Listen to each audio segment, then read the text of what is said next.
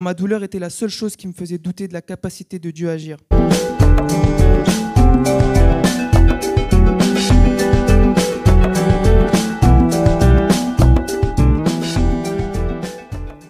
Donc je m'appelle Esteban Hari, j'ai 23 ans.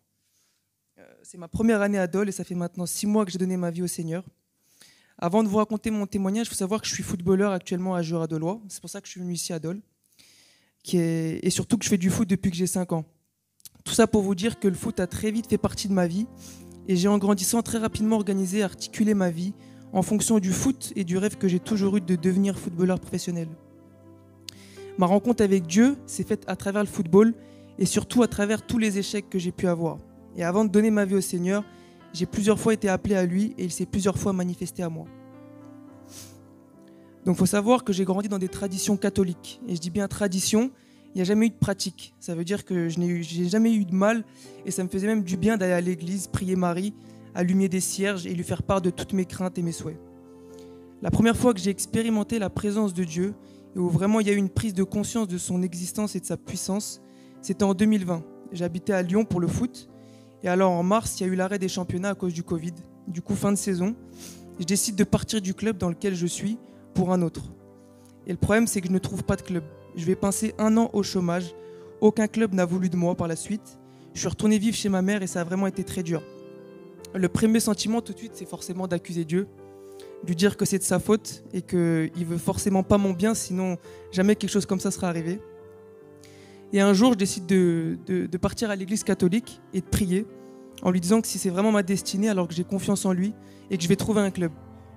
1 semaine plus tard, un coach m'appelle pour venir dans son club. Il me dit qu'il compte sur moi et donc forcément l'espoir renaît. Le problème, c'est que par manque de connaissances et de réelle volonté de ma part, rien ne change. C'est-à-dire que j'ai un club mais je ne suis toujours pas comblé, avec toujours cette peur de ne jamais réussir ou d'échouer. En fait, la vérité, c'est que je me suis jamais senti capable d'atteindre mon rêve. Du coup, j'arrive à Montluçon cette fois-ci, accompagné de Laurie, que j'avais rencontré pendant mon année sans club. Et durant cette année, malgré que tout semblait bien se passer, je me pose vraiment beaucoup de questions sur le but de ma venue sur Terre. Et je me suis remis à prier Dieu et je me rappelle que je lui demande de se manifester à moi et que s'il existe, qu'il se montre. Alors encore une fois, il a répondu. C'était un jour dans la semaine, un mardi. Laurie avait une rage de dents, du coup elle avait rendez-vous au dentiste. Et alors que je l'attends devant, assis sur le trottoir, un monsieur nommé Jean-Claude, ici présent, se présente à moi et me demande s'il peut me poser quelques questions car il fait un sondage sur Dieu. Il me pose 2 questions. Est-ce que je crois en Dieu ? Est-ce que je sais ce que c'est naître de nouveau ?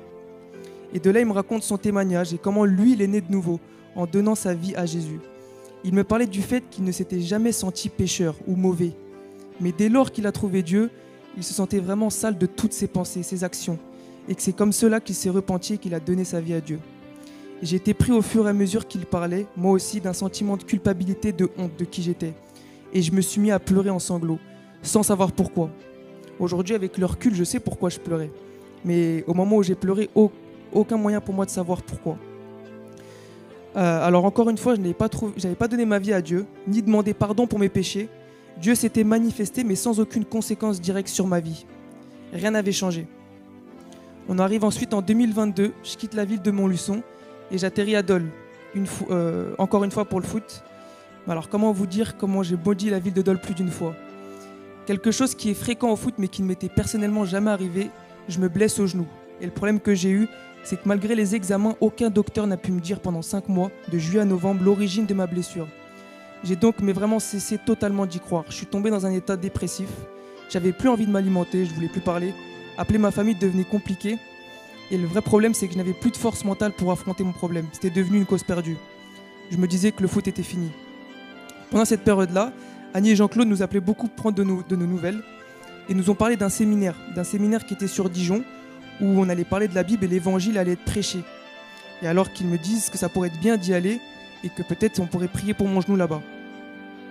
On est donc parti là-bas avec Laurie, sans vous cacher que c'était uniquement pour être guéri, sans volonté réelle de prendre conscience de l'appel que Dieu me fait à ce moment-là, à travers l'évangile. Il y avait 3 réunions ce jour-là. Et la prière pour les malades était le soir, donc forcément j'étais obligé d'attendre. Sauf que durant les 2 premières réunions, j'ai proclamé à haute voix une prière de repentance. J'ai accepté Jésus en tant que Seigneur et Sauveur. Et là, comment vous dire le poids qui est parti de mes épaules. Je me suis senti libre, heureux, aimé, protégé, compris. C'est comme si toute la tristesse disparaissait au fur et à mesure de la journée. Et le problème que j'ai rencontré, malheureusement, c'est que j'ai été totalement délivré de la dépression, de ma fatigue psychologique. J'étais enfin heureux, mais mon genou n'était pas guéri. Il y avait un contraste entre Dieu qui délivre, il a fait quelque chose pour moi, mais la chose qui me rend malheureux, ma blessure, n'était pas partie. Donc qu'est-ce qui se passe? Et alors ce qui est marrant, c'est que tout avait changé dans ma vie. J'étais heureux, j'ai commencé à lire ma Bible, j'ai appris à prier, à me confier profondément à Dieu, mais concernant ma blessure, je n'étais pas ferme. J'avais peur que de penser au fait que ma guérison n'était pas manifestée puisse m'enlever cette joie et ce bonheur que j'avais trouvé avec Dieu. Car ma douleur était la seule chose qui me faisait douter de la capacité de Dieu à agir. J'appartenais à Dieu, mais je ne pensais toujours pas mériter cette guérison. Et il y a une dame ici présente qui, pendant une réunion de prière, me dit que le diable est un voleur et un menteur. Sauf que sur le coup, impossible de comprendre. J'ai donc demandé à Dieu en rentrant ce que cela voulait dire et que s'il y avait quelque chose à comprendre, qu'il me montre. Et alors Dieu m'a parlé à travers un rêve. Et durant ce rêve, en fait, ce qui se passe, c'est que je suis sur un terrain de foot, mais sur le banc parce que je suis blessé. Et il y a quelqu'un qui me dit « Pourquoi tu joues pas ?» Je lui dis que je suis blessé au genou. Et de là, il me dit « Tu sais que c'est important de croire en Dieu ?» Et je lui dis « Mais je crois en Dieu, j'ai donné ma vie au Seigneur. » Et de là, je me vois poursuivi par un petit diable, je ne pourrais pas vous dire pourquoi, comment, et qui essaie de me manger, de me grignoter. Et le truc, c'est que je cours à pleine vitesse, mais sans douleur. Aucune douleur au genou. Alors là, je me suis levé de mon rêve, je savais que c'était un message, Dieu m'avait parlé, et que je devais affirmer que j'étais guéri, et vraiment dire qu'au nom de Jésus, j'ai été guéri, que je mérite cette guérison.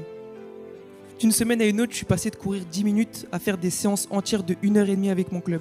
Toutes les fois où la douleur revenait légèrement, je répétais sans cesse « Je suis guéri, j'ai la guérison, arrête de me mentir ou de me voler ». Ce que je retiens vraiment aujourd'hui de tout ce qui s'est passé, c'est que Dieu ne m'a jamais abandonné. Et la vérité, c'est que même quand je croyais être seul, il était là. Et aujourd'hui, ce qui a changé, c'est que Dieu a pris la place qu'il devait avoir dans ma vie. C'est vraiment le choix que j'ai décidé de faire, de lui remettre ma vie entre ses mains, ainsi que mon désir de devenir footballeur professionnel. C'est pour ça d'ailleurs qu'il a aujourd'hui beaucoup moins d'emprise sur moi. J'ai enfin compris que par moi-même seul, ce ne serait pas possible. J'ai enfin accepté mon incapacité pour laisser agir Dieu là où moi je suis incapable. Et c'est aujourd'hui ce qui me fait relativiser sur mes futurs échecs ou futures victoires. Je suis vraiment fier de ce que Dieu a fait pour moi et de ce qu'il va continuer à faire. Grâce à lui, j'ai pris conscience que j'avais devant moi la femme de ma vie et je l'ai donc demandé en mariage. Et pour finir, je témoigne devant Dieu et devant son Église de tout ce qu'il a fait pour moi en me baptisant. Alors pour ça, merci Seigneur.